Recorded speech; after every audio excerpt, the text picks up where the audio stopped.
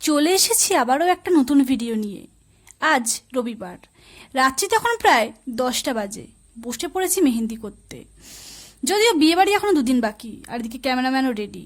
পরদিন সকাল হতে না হতেই রেডি হয়ে গিয়েছি বিয়েবাড়ি যাওয়ার জন্য। অনেকক্ষণ ওয়েট করার পর গাড়িটা এলো।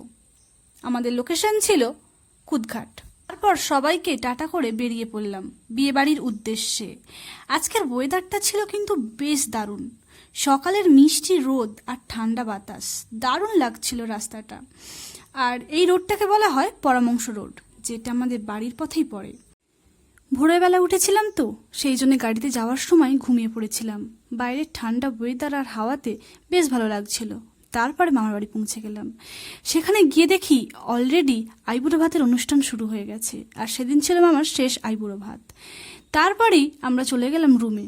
সেখানে গিয়ে দেখি একটা ব্যালকনি রয়েছে, যেটা মারাত্মক লাগছিল, আর ওয়েদারটাও ছিল দারুণ দেখার মতো। সন্ধ্যা হতে না হতেই বসে পড়েছি থার্মোকলের কাজ করতে। যদিও এই সম্পর্কে আমার কোনো এক্সপিরিয়েন্স নেই, পুরোটা পায়েলই করেছে, আমি শুধু ওকে জাস্ট একটু হেল্প করেছি। এবার তোমাদের মনে হতেই পারে যে পায়েলকে, পায়েল হচ্ছে আমার ছোট পিসিমণির মেয়ে। তোমরা ওকে প্রায়ই আমার ভিডিওতে দেখে থাকবে।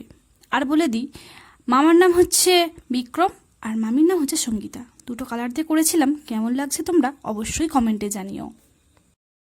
থার্মোকলের কাজটা কমপ্লিট করেই বসে পড়েছি তত্ত্ব সাজাতে। যদিও তত্ত্ব আগে কখনো সাজাইনি, তবে মামার বিয়ে বলে কথা, তত্ত্ব তো সাজাতেই হবে। এবার মনে হতেই পারে মামাকে, কাকিমার ভাই মানে আমার মামাই তো হচ্ছে, তাই না?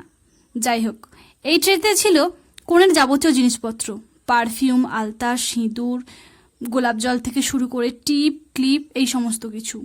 আর দ্বিতীয় ট্রেতে ছিল আয়না, চিরুনি, শ্যাম্পু, সাবান, এই সমস্ত কিছু। এটা হলো মামার ঘর। এখানে তত্ত্বের জিনিসপত্রগুলো সাজিয়ে রাখা ছিল। কেমন হয়েছে তোমরা কমেন্টে জানিও। আর আজকের ভিডিওটা এই পর্যন্তই। দেখা হচ্ছে বিয়েবাড়ি ভ্লগের সেকেন্ড পার্টে।